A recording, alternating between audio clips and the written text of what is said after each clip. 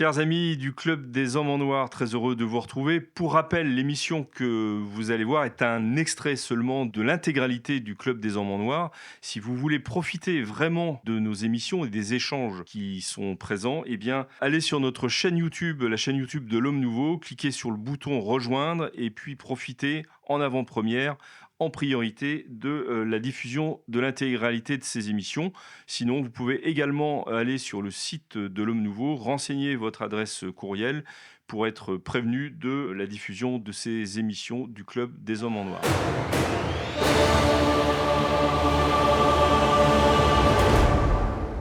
Chers amis, bienvenue dans ce deuxième épisode de cette nouvelle saison du Club des Hommes en Noir. Très heureux de vous retrouver. Comme on dit, c'est la deuxième fois que les habitudes se prennent. J'espère que vous prendrez bien l'habitude de nous retrouver chaque semaine. J'ai la grande joie d'accueillir, comme je l'ai annoncé la semaine dernière, la même équipe de vaillants clubistes, pour reprendre la terminologie imposée par l'abbé Grégoire Cellier, que je salue au passage d'ailleurs. Bonjour Maître Maxence et bonjour à tous les clubistes. Bien, là aussi, il y a un vocabulaire que vous tentez d'imposer. Je salue l'abbé Guillaume de Tanoirne, que je suis très heureux de voir parmi nous. Bonjour Philippe. C'est pas si fréquent. Mais j'espère que ça se répétera dans cette saison. Le père d'Anziec, du haut de ses 40 ans. Bonjour Philippe et bonjour à tous. Merci de votre présence également. Et puis, notre ami Jean-Pierre Maugeon. Bonjour à tous. Je dis toujours notre ami pour les laïcs. Je ne sais pas pourquoi. Ça peut-être une méfiance instinctive envers le clergé. Je vous ai réunis aujourd'hui pour parler de la Sainte Vierge. Un thème important. Alors plus précisément, pour parler du document de la décision du dicaster pour la doctrine de la foi, approuvé par le pape François, qui date maintenant d'il y a un mois à peu près, du 19 septembre dernier. Un document qui concerne les apparitions de Medjugorje et qui nous dit, alors c'est une espèce d'en même temps, enfin vue de ma petite lunette, c'est-à-dire que vous pouvez aller, nous dit le document, vous pouvez vous rendre dans le sanctuaire de Medjugorje, tout va bien, mais ne se prononce pas sur... reste... Si, il se prononce. Alors, vous allez nous expliquer ça, Jean-Pierre. En tous les cas, reste circonspect sur la réalité des apparitions. Donc, voilà, ce que j'appelle une espèce d'en même temps. Donc, j'aimerais que vous nous éclairiez sur ce sujet. Est-ce qu'on peut aller à Medjugorje ? Est-ce qu'on doit aller à Medjugorje ? Est-ce que les apparitions sont reconnues ou non ? Quelle doit être la position du petit catholique de base ? Alors peut-être pour ceux qui va faire son abécélier là. Qui sont les habitués du Club des Hommes en Noir, un petit contexte historique sur ces apparitions. Medjugorje, donc c'est une ville en Yougoslavie à l'époque, puisque les apparitions ont lieu les premières apparitions ou les premiers phénomènes. Voilà, on permettrait ce vocable parce que pour rester plus neutre. Le 24 juin 1981 et elles durent jusqu'à aujourd'hui. Voilà, donc elles n'ont pas cessé. Soit dit en passant, ce qui permet l'évêque actuel du diocèse où se trouve Medjugorje, donc du coup fait un petit calcul entre le groupe de 6 des 6 jeunes, qui est un des points communs avec les autres apparitions mariales. Ce sont des jeunes âgés entre 10 et 16 ans qui ont des apparitions pour certains quasi quotidiennes, pour d'autres une fois par semaine, pour d'autres une fois par an. Si on fait la somme de toutes ces apparitions, il faut juste déjà, pour planter le décor de tous ces phénomènes, il y aurait eu 40 000 phénomènes entre 1981 et aujourd'hui, si on les compte tous. Voilà, donc en effet, ces jeunes disent voir la...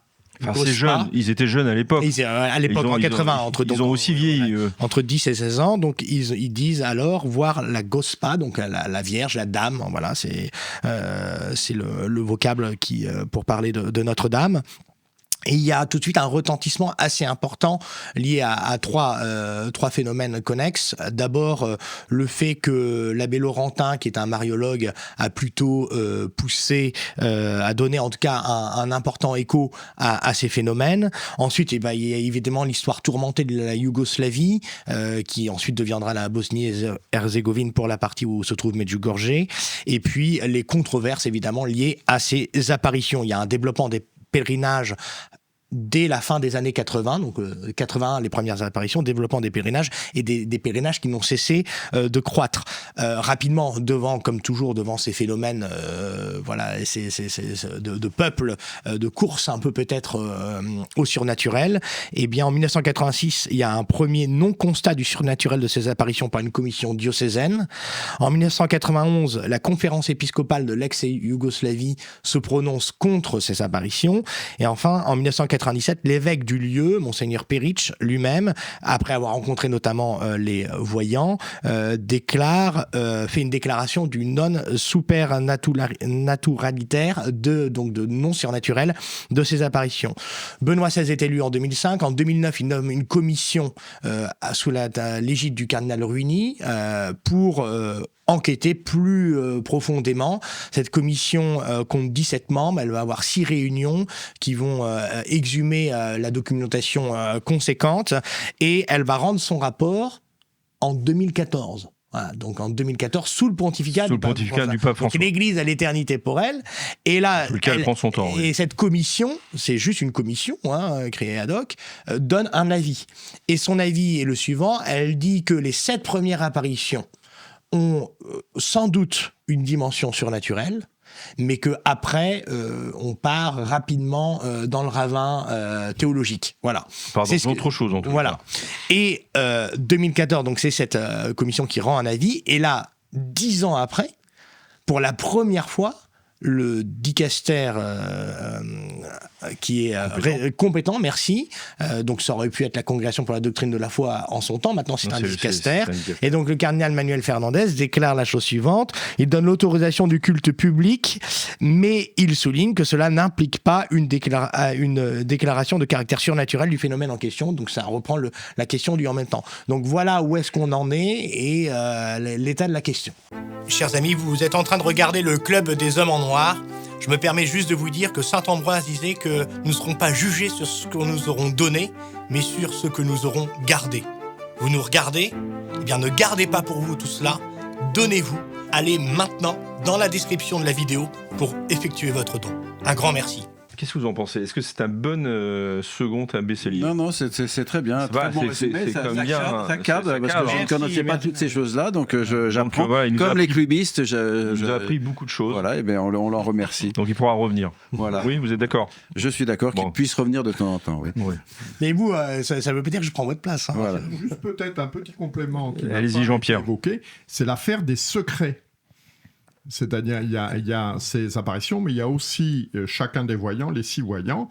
À chacun d'entre eux, on donne 10 secrets. Et ce qui se passe, quand ils ont leurs 10 secrets, qu'ils n'ont pas le droit de divulguer, c'est la définition d'un secret. Oui. À ce moment-là, le rythme des apparitions baisse et ils n'ont plus droit qu'à une apparition par mois. Mais quand vous n'avez pas vos 10 secrets, vous avez toujours droit à une apparition par jour. Voilà, c'est aussi quelque chose d'un peu curieux et en tout cas de très novateur dans ce phénomène. Et ce qui n'a pas été dit non plus, je crois, c'est que les apparitions peuvent avoir lieu même si les voyants sont pas ensemble ou sont ailleurs, dans un autre pays par exemple. Puisqu'il y a un des voyants qui est aux États-Unis et il continuerait à avoir des... Sachant que le franciscain, accompagnateur aussi spirituel de ces voyants, en tout cas de ceux qui ont fait l'expérience de ces phénomènes, a fini par être excommunié en 2020. Et à la question de la vie morale de ces 10 voyants, qui est aussi une question dans l'ensemble du phénomène Medjugorje. Donc voilà. Alors moi ma question c'est que sur le document du dicaster, quand je parle d'en même temps, est-ce que c'est un abus de langage ? Ou plus exactement, est-ce que c'est aussi une première dans l'Église par rapport à des apparitions ? Alors, effectivement, moi, la décision, c'est de dire, vous pouvez aller à Medjugorje, vous pouvez aller prier, etc. Bon, voilà. Et de l'autre côté, nous ne donnons aucun quitus aux apparitions. Hein, enfin, aux apparitions et aux messages. Hein. Alors, premièrement, je voudrais dire que ça rejoint quand même une expérience que nous avons tous plus ou moins, c'est-à-dire qu'il y a telle ou telle apparition non reconnue par l'Église, sur lequel on n'a pas d'avis spécial, etc., et dans lequel on rencontre des gens qui se sont convertis, sont revenus à une vie plus chrétienne dans ce contexte-là. Et donc, l'idée qu'on a, c'est qu'on se dit, est-ce que c'est à cause de ce lieu, à cause de la surnaturalité des apparitions, ou c'est à l'occasion de ce pèlerinage où la personne a fait une démarche et où elle était disposée à recevoir la grâce. Mais de fait, on se trouve, moi je connais des gens qui ont été convertis dans des apparitions non reconnues, j'ai aucun avis sur ces apparitions spéciales parce que je ne connais pas et je m'en fiche, mais il y a un certain bien qui s'est fait à cause ou à l'occasion. Hein, alors, si maintenant on parle de ce que dit la CDF sur les voilà, sur les comment dirais-je, sur les messages. Je vous rappelle que je ne suis pas très porté sur les apparitions privées, je pense que ce n'est pas un grand secret, et que j'ai plutôt défendu le document, le texte du Dicaster sur les révélations privées, que je ne trouvais pas inintéressant, mais je suis frappé dans ce cas précis, puisque c'est la première fois qu'ils l'appliquent de façon méthodique, leur texte récent, n'est-ce pas ? Oui, donc, sur lequel on avait fait une émission, eh bien, je suis frappé de ce qui transparaissait dans le texte, mais qui n'était pas forcé d'être aussi fort, de l'agnosticisme par rapport au surnaturel qui transparaît. L'agnosticisme, attendez, on va le dire. Le Dicaster dit, on ne sait pas si c'est surnaturel, et surtout, ce qui est la définition même de l'agnosticisme, on ne peut pas savoir et on ne peut pas trancher. On ne sait pas, bon ça on pourrait dire, bon, mais on ne peut pas savoir et on ne peut pas trancher, donc c'est qui est la définition même de l'agnosticisme, c'est l'impossibilité de connaître. Alors, à propos de ces messages, justement, la position est intéressante, mais elle est aussi un peu inquiétante, un peu troublante, parce que le Dicaster dit qu'il y a, dans ces messages, qui sont donc très nombreux, 40 000, hein, il y a beaucoup de bons, une part d'ambigu ou de douteux, et potentiellement une part de mauvais. Et dit le Dicaster, finalement, grosso modo, c'est bon, quoi. Voilà, c'est ça. Ils définissent ce qui est mauvais ? Non, il ne rentre pas dans les détails, mais bon. Alors, je m'interroge sur la règle d'interprétation, on dirait de façon savante d'herméneutique, qui a été utilisée dans le cas précis, parce que c'est vrai, c'est une règle d'interprétation classique, qu'il faut interpréter le moins clair par le plus clair, parce que si c'est moins clair, c'est parce que j'ai été mal disposé, parce que j'ai été un peu confus et embrouillé, mais j'ai une ligne qui explique le moins clair par le plus clair. Sauf si on détecte une manière de camoufler du mauvais en faisant apparaître du bon. Et là, le Dicaster ne tranche pas. Il ne dit pas, mais non, en fait, c'est de bonne foi, donc les quelques messages ont été mal compris, les messages qui seraient douteux ont été mal compris, ou il ne dit pas, bon, il y a quelque chose de très troublant, etc., il faut aller creuser. Il dit, bon, voilà, comme la majorité est plutôt bonne, donc c'est plutôt bon. Et je pense que c'est un critère, enfin, qu'il faut poser ces critères d'interprétation pour effectivement pouvoir trancher de façon réaliste. Et le Dicaster ne nous donne pas d'outils là-dessus. Je pense que effectivement, il faut remonter à ce texte il y a un bon mois pour comprendre ce qui est vraiment en jeu dans le jugement du Dicaster pour la doctrine de la foi. En fait, le Dicaster ne veut plus dire constate des supernaturalitate. Il est clair que c'est surnaturel. Rome ne veut plus avoir à dire c'est surnaturel. Or, dans toutes les apparitions antérieures à ces apparitions récentes, l'évêque, même l'évêque du lieu, pouvait dire nous croyons à la réalité de ces apparitions. Et c'est ce qu'attend le troupeau. C'est ce qu'attendent les fidèles. Là, ils disent que c'est pas surnaturel. Ah non, au sens propre, ils ne le disent pas. Ils disent nous ne pouvons pas trancher. Oui, pardon. Nous ne pouvons pas trancher. Jusqu'alors, en tout cas, c'était dit que c'était pas surnaturel. Voilà, et là, vous avez raison. La nouvelle position, c'est qu'on ne peut plus dire constat supernaturalitate. Il est clair, constate. La nouvelle position concernant Medjugorje. Hein. Oui. Non, pas seulement. Qui est en fait c'est l'expression de ce nouveau texte. Il y a une autre apparition en Belgique qui a été traitée avant, et avec le même succès. C'est que finalement, pour juger des apparitions, maintenant on dit nihil obstat. C'est comme un livre qu'on écrit, rien ne s'oppose à ce que ce livre soit lu. Ça ne veut pas dire qu'il est infaillible, le livre. Comme ça ne veut pas dire que l'apparition soit réelle. Et moi, ce que je reprocherais à Rome et à la Congrégation pour la doctrine de la foi, c'est de considérer qu'il n'y a pas de vérité. Il n'y a pas de vérité surnaturelle dans les événements manifestés par Dieu. Chers amis, vous êtes de plus en plus nombreux à regarder les vidéos du Club des Hommes en Noir, et cela nous touche énormément. Mais savez-vous que la plupart des gens qui regardent nos vidéos ne sont pas abonnés à la chaîne de l'Homme Nouveau, et ça change tout. Parce que plus d'abonnés, ça veut dire plus de visibilité, et donc plus de contenu à vous proposer. Donc si vous n'êtes pas abonné, s'il vous plaît, cliquez sur ce petit bouton, ça prend 2 secondes, et cela nous aide énormément. Bonne vidéo.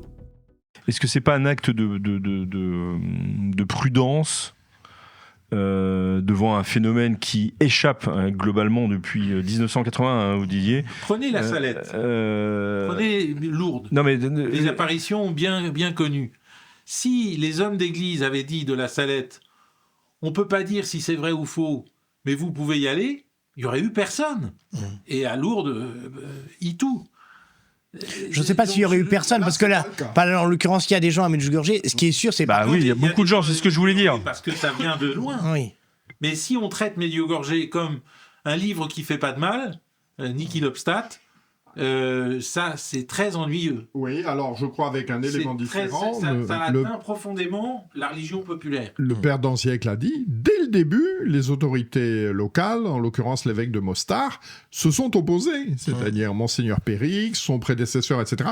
Et malgré cela, le pèlerinage s'est développé. Oui, donc, mais il y a eu l'opposition avec les franciscains. Oui, alors les franciscains ont soutenu, oui. C'était pas facile de savoir quel parti prendre. Et d'un point de vue historique, il faut pas. C'est un petit élément de géopolitique qui n'est pas surnaturel, mais qui est une réalité. La Bosnie a survécu alors qu'elle était en état de siège, n'est-ce pas, grâce au pèlerinage, à l'argent qu'ont apporté les pèlerins. Et donc c'est pour la Bosnie quelque chose de très important, parce que c'est grâce à l'argent des pèlerins que le pays ne s'est pas effondré au moment où ils étaient en situation de blocus. Donc ça, c'est un petit élément. Est-ce que c'était bien que la Bosnie ne s'écroule pas? Je n'en sais rien. Mais par rapport aux gens du lieu, de la Bosnie, etc., c'est un souvenir qui est fondamental. Alors, est-ce que c'était bien que la Bosnie demeure? La Vierge apparaît sous le vocable de Notre-Dame de la Paix. Ouais. Et c'est quand même pas rien. Parce que quand elle apparaît, la guerre vient juste de commencer ou est une pure vue de l'esprit. Et il s'avère que ces peuples seront dévastés par la guerre et que d'une certaine façon, les voyants ont prévu et prévenu cette guerre et à laquelle ils opposent la prière. Peut-être ça, c'est quand même très, très traditionnel. Moi, je crois à une géopolitique des apparitions de la Vierge Marie. Alors, je pense qu'elle est ça, là sans nul doute. Moi, je vous rejoins là-dessus. Par exemple, à Damas. À Damas, elle est intervenue avec Myrna plusieurs fois, même chez de simples particuliers, où les images suintent de l'huile, les images de Marie suintent de l'huile. C'est manifestement pour aider les chrétiens qui sont dans une position impossible à Damas. Insoutenable, oui, bien sûr. Alors peut-être 3 éléments concrets, parce que monsieur l'abbé de Tannwärn l'a évoqué. Qu'est-ce qui est... Au final, on ne sait pas ce qui est reproché aux apparitions depuis le début que l'on en parle. Alors je crois qu'il y a des choses, est-ce que c'est des reproches, je ne sais pas, mais des choses un petit peu incongrues qu'il faut que nos téléspectateurs prennent en compte. Voilà, la Vierge bénit les voyants, alors que le fait de bénir, c'est réservé aux prêtres. C'est quand même quelque chose de curieux que l'on n'a jamais vu, premier élément. Deuxième élément, là aussi très curieux, la Vierge embrasse une photo du pape, qu'on lui donne. Bon, c'est là aussi un petit peu curieux, ça ne s'était pas vu. Et puis, à un moment donné, dans une des apparitions, les enfants se mettent à rire, à rigoler, et on leur demande « Ah, mais pourquoi vous rigolez ?» etc. « Ah ben, parce que la Sainte Vierge rigole, alors on rigole avec. » C'est un peu incongru. On va présenter ça comme ça. Bon, et ça, ce sont des éléments, effectivement, qui ne militent pas dans le sens du caractère surnaturel de ces apparitions, surtout quand on a en tête les apparitions de Fatima, les apparitions de Lourdes, où on apparaît quand même dans un autre registre. Oui, une certaine gravité. Mais l'abbé Tannwärn soulignait quand même quelque chose. Une mère de famille ou un père de famille peut bénir ses enfants. C'est pas anti-traditionnel, ça, pour le coup. Alors, est-ce que... Voilà, mais il y a une question de fonction. Là, vous parlez de quelque chose de totalement privé, n'est-ce pas, en famille, etc. C'est totalement privé. C'est pas la même chose. Vous recevez à votre table un prêtre, c'est lui qui va bénir la table. Vous voyez, parce qu'il est un homme public. Et la Sainte Vierge, là, évidemment, a un rôle. Les liturgies domestiques. Non, ce qui est sûr, c'est que ça ne s'est... Ça s'est jamais fait. Ça s'est jamais vu. Ça s'est jamais vu. Ouais, avant, dans les apparitions, dans l'agir oui, mais alors je pense des que apparitions. La Vierge fait avec ce qu'elle trouve. Non mais Et elle trouve peut-être des qualités humaines qui sont immensément surnaturelles quand c'est Sainte Bernadette. Je suis le balai qu'on a utilisé et qu'on a remis au placard. Bon, c'est tellement beau que... mais moi, ce qui m'apparaît incongru, c'est les 40 000 chez les apparitions. voyants bosniaques, il n'y a pas la même étoffe surnaturelle. Et il faut quand même que la Vierge trouve des moyens pour parler. Et pour parler à cet endroit où la guerre sera déclarée.